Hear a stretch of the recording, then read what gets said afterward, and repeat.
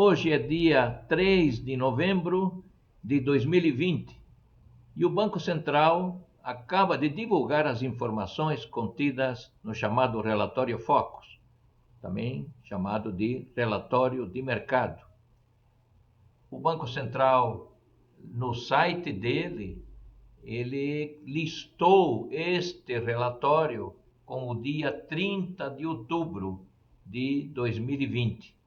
É que o Banco Central recebe as informações de um número expressivo de consultorias econômicas, que são muitas independentes, outras estão em bancos, outras estão em financeiras, enfim, um conjunto bastante expressivo de colegas economistas que detêm um instrumental extremamente valioso para a previsão destas variáveis ao longo do tempo.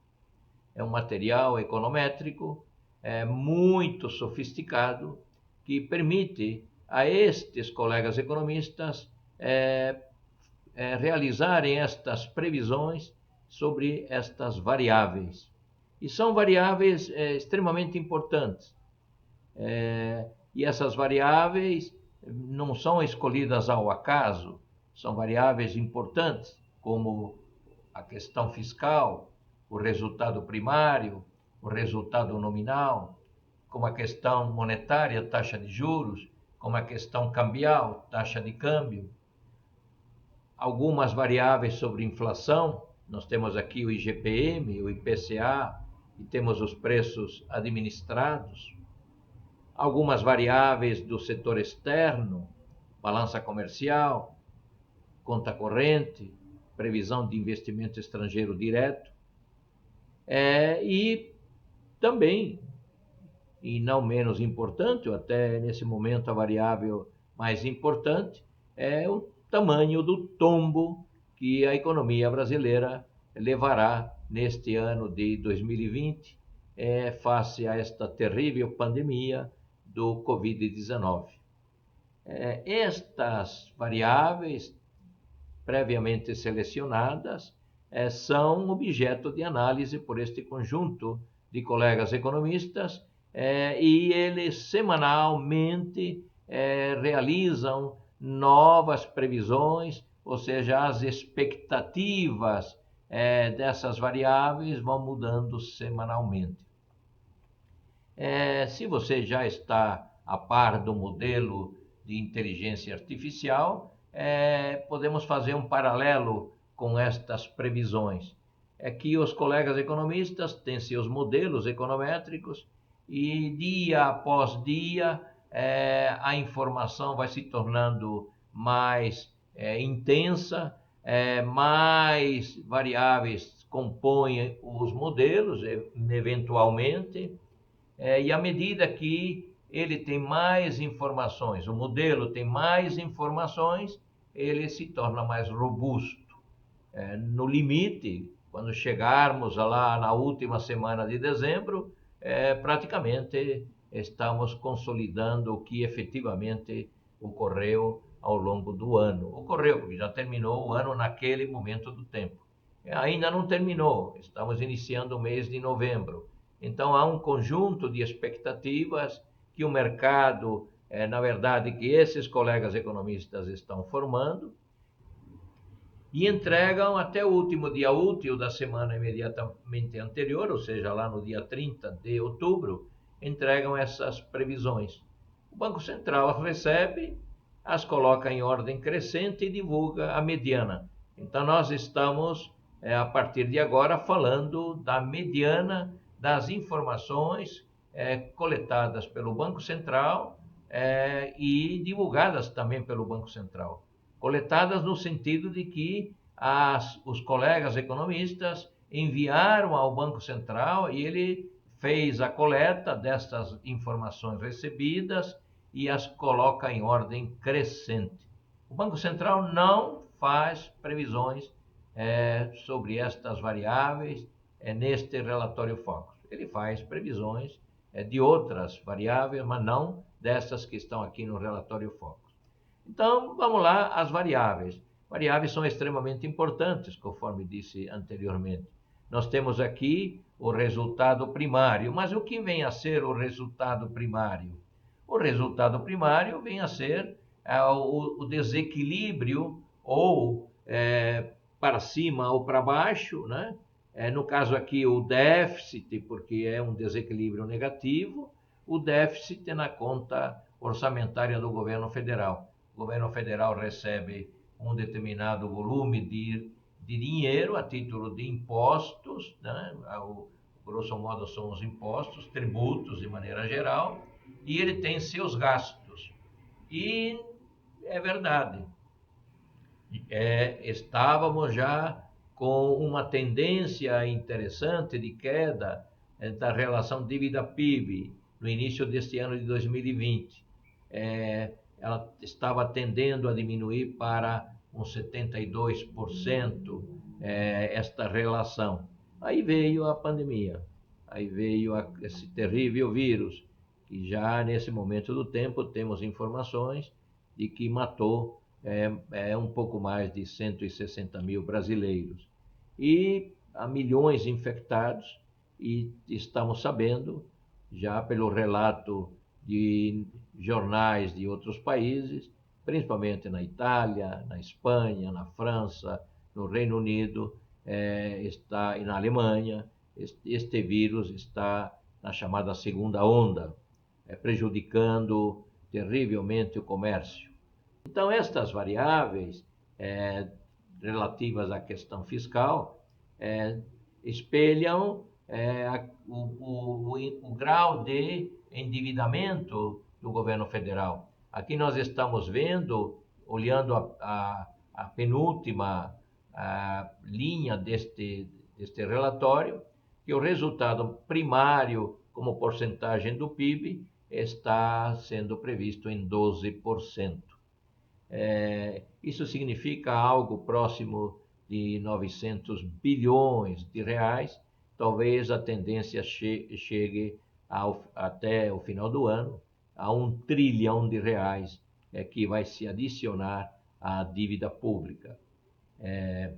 Nós temos aqui o resultado nominal, que está previsto em 15,7% do PIB, e se nós subtrairmos o resultado nominal do resultado primário, vamos ter 3,7% de diferença, e esta diferença corresponde ao pagamento dos juros, ou seja, é o serviço da dívida pública. É um montante de juros que devem ser pagos ao governo, pelo governo aos detentores de dívida pública. Então, nós temos aqui duas variáveis importantes, o resultado primário, o resultado nominal, e é claro que quanto maior forem estas relações, mais difícil será a consecução da política monetária e da política cambial.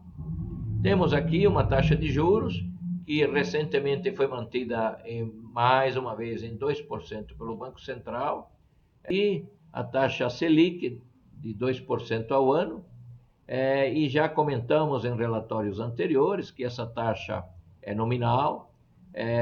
Se nós confrontarmos a taxa Selic de 2% com a taxa prevista de inflação pelo IPCA, que é 3,02%, estamos vendo que há uma diferença de 1,02% negativos aqui, ou seja, uma perda de poder aquisitivo quando confrontado com o IPCA.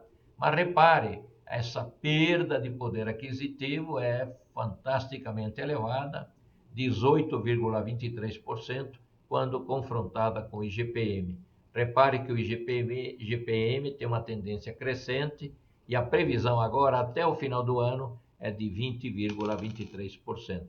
A revisão dos contratos está já próxima de 17,5%.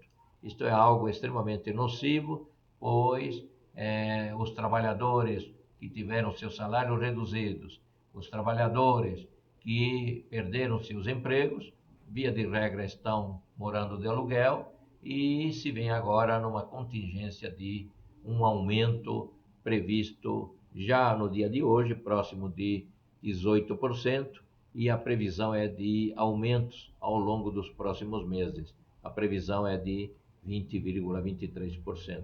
Os preços administrados são serviços oferecidos pelo governo e a previsão é de um aumento de 0,8% neste ano de 2020 e na expectativa semanal o que se espera que venha a ocorrer até o final deste ano de 2020. Temos uma relação entre a taxa de juros e a taxa de câmbio.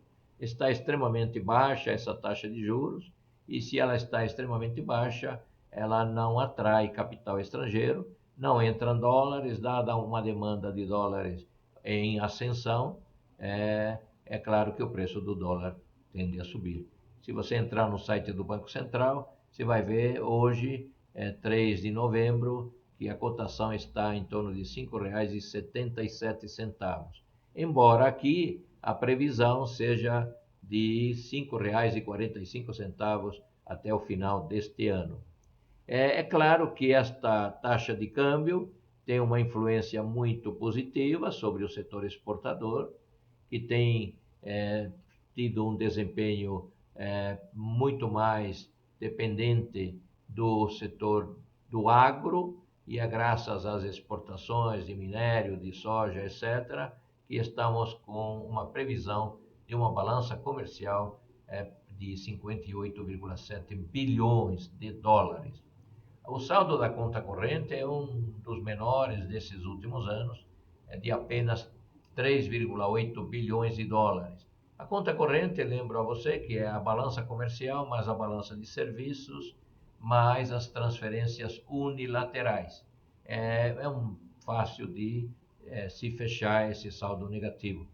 Via de regra, ele é negativo mesmo. O importante aqui é a balança comercial, ela é positiva. Isso é extremamente relevante.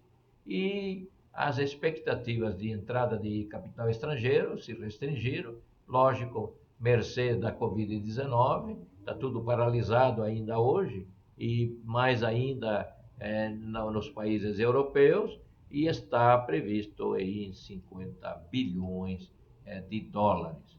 Então é um investimento estrangeiro que tem uma tendência de queda desde os últimos meses, fundamentalmente por causa da Covid-19. Bom, temos agora uma questão de saber o tamanho do tombo, se houve mudança ou não houve mudança nesse relatório Focus, quanto às expectativas nesta semana com relação ao crescimento da economia, ao crescimento do PIB. Está mantido praticamente igual, 4,81% de queda, igual à previsão da semana passada. Ou seja, há boas indicações de que a tendência de queda será ainda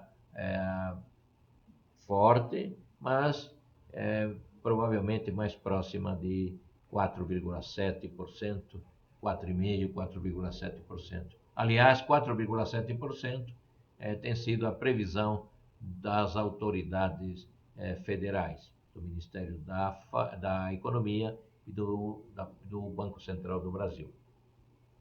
No mais, creio que todas as variáveis estão contempladas. Falta de falar aqui um pouco também sobre a questão da produção industrial. O tombo previsto é 5,74%. Caiu essa semana em relação à expectativa da semana imediatamente anterior.